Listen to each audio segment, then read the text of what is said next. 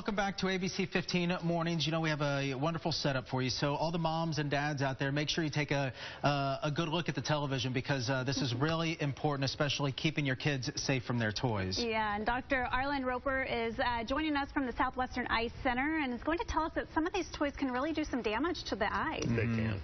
Okay, let's start with the traditional laser pointer, if you will. I will shine it briefly. You see it right there in the screen. Okay, good enough.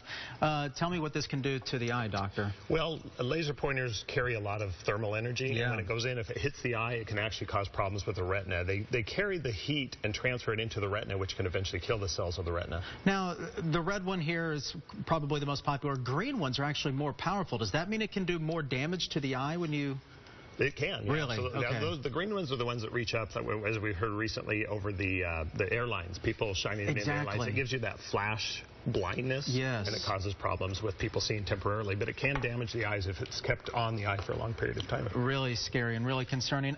You know what, if we don't mind, I want to start over here, Laura, because this is something that basically every household has. The common mouse, this is dangerous as well? It can be because they have a laser coming out of the bottom. That's what does the tracking for it. So you want to be careful that you don't ever shine that in the eye. Don't let the kids look at it when it's on, things like that. You have to be very, very careful with that. Good advice. Now, have you treated children with eye damage because of these lasers and these types of toys? You know, is it often, I should say? You know, not really. The other day I had a patient who came in and told me years ago he had been hurt by a laser and it temporarily caused blindness in his eye. He was lucky that it recovered, but it depends on the severity and how long the laser is on the eye, but it can, you know, do it from temporary to a permanent damage. Okay, Dr. Roper, let's go over here to Laura. What do you have over there, Laura?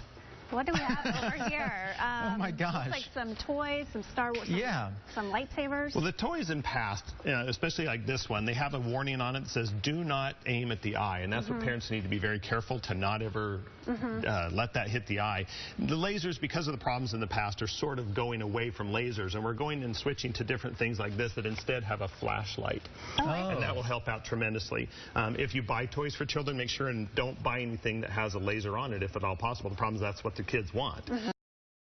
Things like this, they're an enclosed light inside of there, so instead of using something that shines out that will actually reflect off of something, it's better to use something like that. So those are good alternatives. That's a great advice. I didn't even realize that that a lot of them are moving to flashlights and to be, not stay away, but to be careful. Absolutely. At least purchasing these. Even things like laser tags you have to be careful with, and then they're going away from that. They're using more just flashlights and different things like that that will just kind of hit an object and shine off of it. Who knew that these toys are like the common day lawn darts, Doctor? Absolutely. My goodness.